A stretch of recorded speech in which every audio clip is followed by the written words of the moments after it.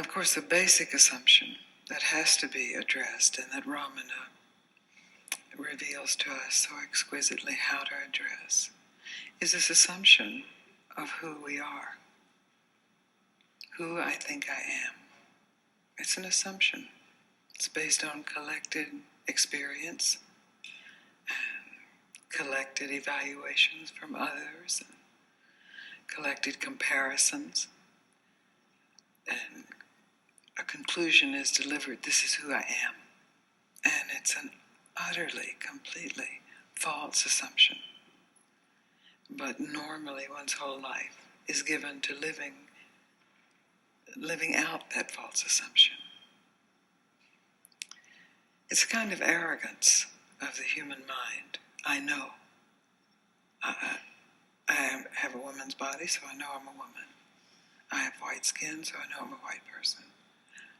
I'm from a certain country, so I know I'm of that country. I have certain parents, so I know I'm related to them. I have certain thoughts, and I've read what those thoughts mean, so I know that about me. I have certain emotions, and I heard that you're not supposed to have those emotions, so I know then that I am bad and worthless and no good. Or the opposite, we have also the opposite tendencies. Everything I think is right. If I'm feeling it, it's the way it should be felt. If I'm thinking it, it's reality. And they're both just arrogance of mind. One is a positive arrogance, I'm right, and the other is a negative arrogance, I'm wrong. But it's based on assumption. I know who I am. So if we are willing to just let that assumption disappear and really not know who I am, and yet be conscious, because each night when we go to sleep, all of those assumptions disappear. We can't go to sleep otherwise. Our assumptions about the world, our assumptions about our assumptions about ourselves just disappear. So the invitation and the challenge is to let that disappearance occur while wide awake. If you're willing for that, then you see that the assumptions are fed and even practiced. There's actually effort in making assumptions and proving assumptions and gathering evidence or rebelling against assumptions, using some assumption as a reference point. It takes effort. And when Ramana lay down and faced his own death, he asked the question, who dies? Rather than simply assuming it's I who die.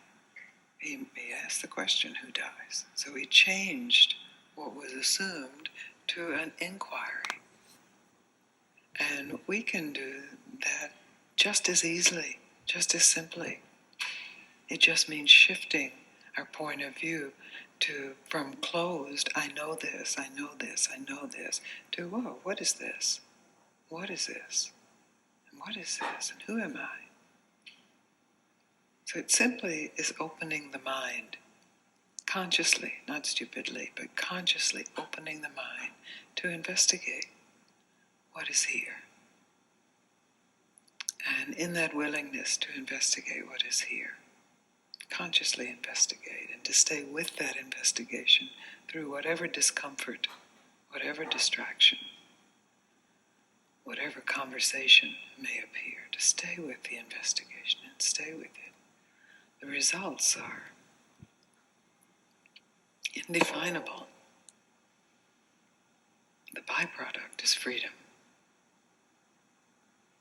and peace and fulfillment and the deepest rest imaginable. Because all of these assumptions have been built up so that we will work, so that we will survive, so that we will take care of the human race, so that we will conquer other species, so that we will gain territory. And in that they serve. They have their place. But once you are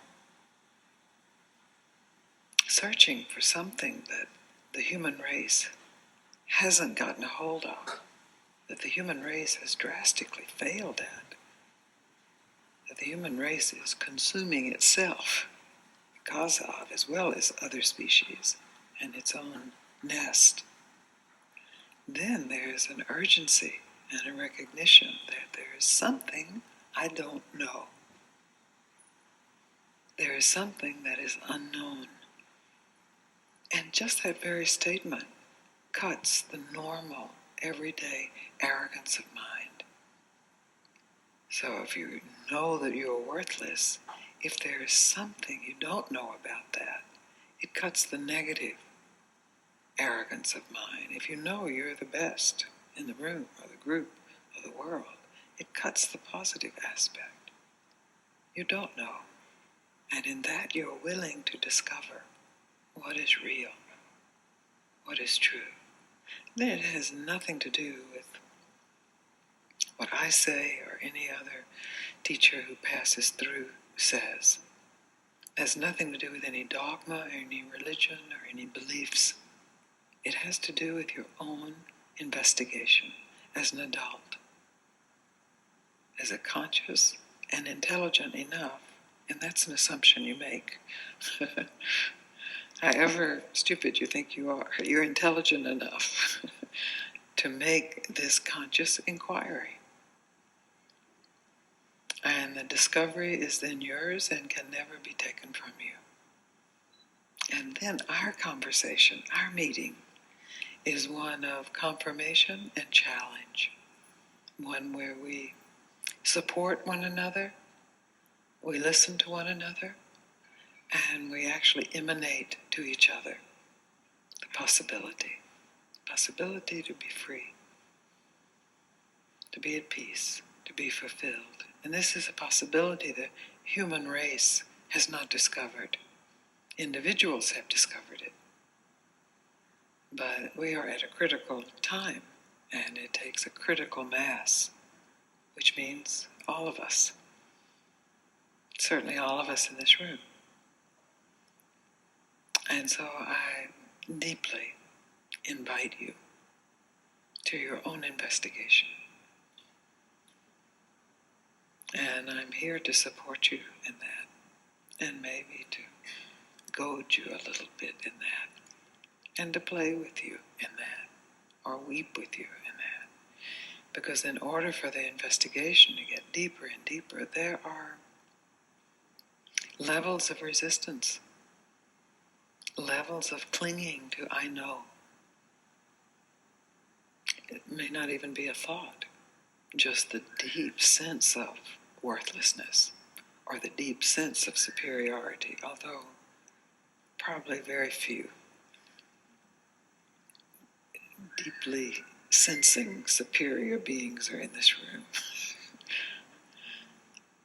They're out, directing the universe.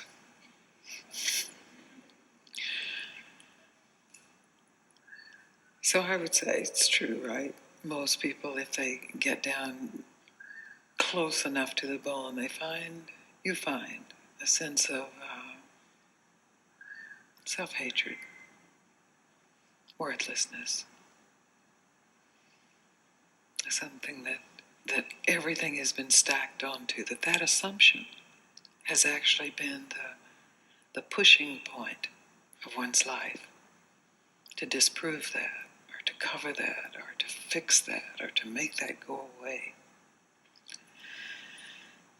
So in our inquiry, everything is invited so that you can open to discover what is beyond assumption, what needs no assumption for its reality. It needs no thought. And that's where we meet. And that's where the real conversation begins. Whether it's in spoken words or just the silent presence that each of us brings.